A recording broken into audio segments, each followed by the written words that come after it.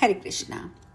नारायण मुनि आगे कहते हैं, नारद, श्री कृष्ण ने बलराम जी के साथ हर्षपूर्वक सांदीपनी के गृह में जाकर अपने उन गुरुदेव तथा पतिव्रता गुरु पत्नी को नमस्कार किया और उन्हें भेंट स्वरूप में रत्न एवं मणि समर्पित की। तत्पश्चात उनसे शुभ आशीर्वाद लेकर वे श्री हरि उन गुरुदेव से यथोचित वचन बोले। भगवान श्री कृष्ण ने कहा, विप्रप्रवर, आपसे अपनी अभीष्ट विद्या प्राप्त कर सकूं ऐसी मेरी लालसा है।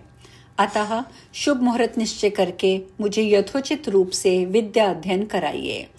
तब ओम, बहुत अच्छा, यूं कहकर मुनिवर सांदीपनी ने हर्षपूर्वक मधुपर्क प्राशन, गौ, वस्त्र और चंदन द्वारा उनका आदर सत्कार किया। मिष्ठान भोजन कराया, सुवासित पान का बीड़ा दिया, मधुर वार्तालाप किया और उन परमेश्वर का स्तवन करते हुए कहा। सांदीपनी बोले, भक्तों के प्राण बल्लभ, तुम परम ब्रह्म, परम धाम, परमेश्वर, परात्पर, स्वेच्छामय, स्वयं ज्योतिर्निर्लिप्त, अद्वितीय, निरंकुश, भक्तों के एकमात्र स्वामी, भक्तों के इष्ट देव, भक्तानुग्रह मूर्ति और भक्तों का मनोरथ पूर्ण करने के लिए कल्पतरु हो।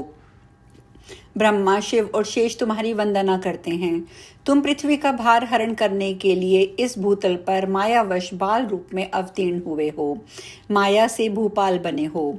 योगी लोग जिसे सनातन ब्रह्म ज्योति जानते हैं, भक्तगण अपने हृदय में जिस ज्योति का हर्षपूर्वक ध्यान करते हैं, जिनकी 2 भुजाएं हैं, हाथों में मुरली सुशोभित है, सर्वांग में चंदन का अनुलेपन लगा हुआ है, जिनका सुंदर श्याम रूप है, जो मंद मुस्कान युक्त भक्तवत्सल पीतांबरधारी, वनमाला विभूषित और लीला कटाक्षों से कामदेव को उपहासपद एवं मूर्छित कर देने वाले हैं, जिनका चरण कमल अलक्त के उपस्थित स्थान की भांति अत्यंत शोभायान है और शरीर कौस्तुभ मणि से उद्वासित हो रहा है, जिनकी मनोहर दिव्य मूर्ति है, जो हर्षवश मंद मंद मुस्कुरा रहे हैं, जिनका सुंदर वेश है, देवगण जिनकी स्तुति करते हैं, जो देवों के देव, जगदीश्वर, त्रिलोकी को मोहित करने वाले, सर्वश्रेष्ठ, करोड़ों कामदेवों की सी कांति वाले, कमनीय, ईश्वर रहित, अमूल्य रत्नों से बने हुए, भूषणों से विभूषित, श्रेष्ठ, सर्वोत्तम, वरदाता, वरदाताओं के इष्ट देव और चारों वेदों और कारणों के भी जो कारण हैं, वहीं तुम लीलावश पढ़ने के लिए मेरे प्रिय स्थान पर आए हो। तुम तो स्वात्मा में रमण करने वाले सर्वव्यापी एवं परिपूर्णतम हो, अतः तुम्हारे विद्या अध्ययन, रमण, गमन और युद्ध आदि सभी कार्य लोक शिक्षा के लिए हैं। तत्पश्चात गुरुपत्नी बोली, प्रभो, आज मेरा जन्म, जीवन, पतिव्रत्य और तपोवन का वास सफल हो गया। मैं जिस हाथ से तुम्हें इच्छित अन्न प्रदान मैंने किया है, वह मेरा दाहिना हाथ सफल हो गया। जो आश्रम तीर्थपाद भगवान के चरण से चिन्हित हैं, वह तीर्थ से भी बढ़कर हैं। उनके चरण रज से गृह पावन और आंगन उत्तम हो जाते हैं।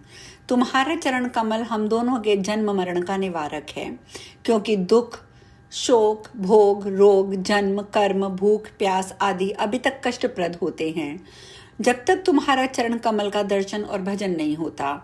हे भगवान, तुम काल के भी काल, सृष्टिकर्ता ब्रह्मा और संहारक कर्ता शिव के भी ईश्वर और माया मोह के विनाशक हो। कृपानाथ, मुझ पर कृपा करो। इतना कहते कहते गुरुपत्नी के नेत्रों में आंसू छलक आए। वे पुनः श्री कृष्ण को अपनी गोद में लेकर प्रेम पूर्वक देवकी की तरह उन्हें प्रेम करने लगी। तब श्री कृष्ण ने कहा, माता, तुम मुझ बालक की स्तुति कैसे कर रही हो, क्योंकि मैं तो तुम्हारा दुधमुहा बच्चा हूँ। अच्छा, अब तुम इस प्राकृतिक मिथ्या नश्वर शरीर को त्याग कर और जन्म, मृत्यु और बुढ़ापे का हरण करने वाले निर्मल देह को धारण करके अपने पतिदेव के साथ अभीष्ट गोलोक में जाओ।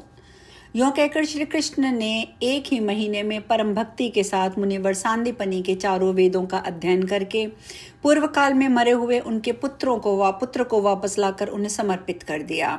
फिर लाखों लाखों मणि, रत्न, हीरे, मोती, माणिक्य, त्रैलोक्य, दुर्लभ वस्त्र, हार, अंगूठियां, सोने की मोहरें दक्षिणा में दी।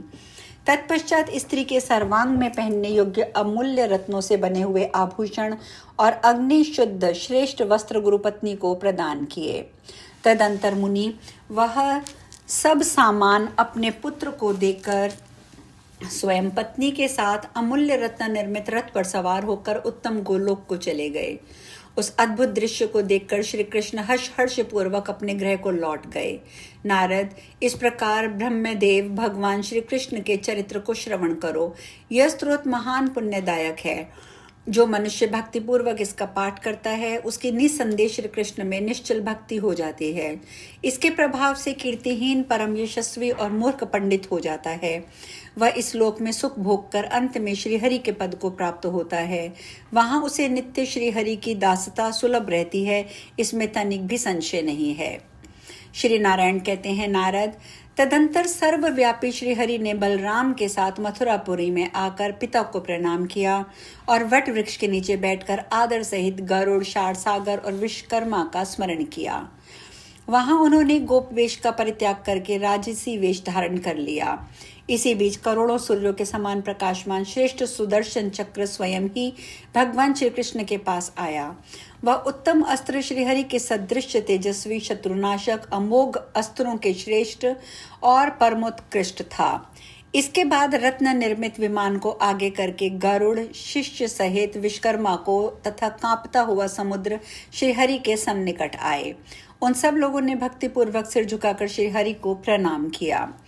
तब सर्वव्यापी भगवान क्रमशः उनसे आदर सहित मुस्कुराते हुए बोले। श्री कृष्ण ने कहा, हे महाभाग समुद्र, मैं नगर निर्माण करना चाहता हूँ तथा उसके लिए तुम मुझे 100 योजन विस्तृत भूमि दो। पीछे वह भूमि मैं तुम्हें अवश्य ही लौटा दूंगा।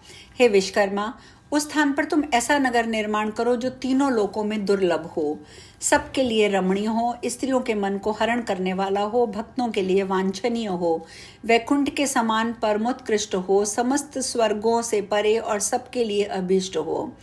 आकाशचारियों में श्रेष्ठ महाभाग गरुड़ तब तक विश्वकर्मा द्वारकापुरी का निर्माण करते हैं, तब तक तुम रात दिन इनके पास स्थित रहो।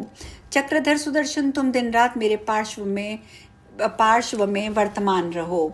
मुने, तब चक्र के अतिरिक्त और सभी लोग ओम बहुत अच्छा यूं कहकर चले गए।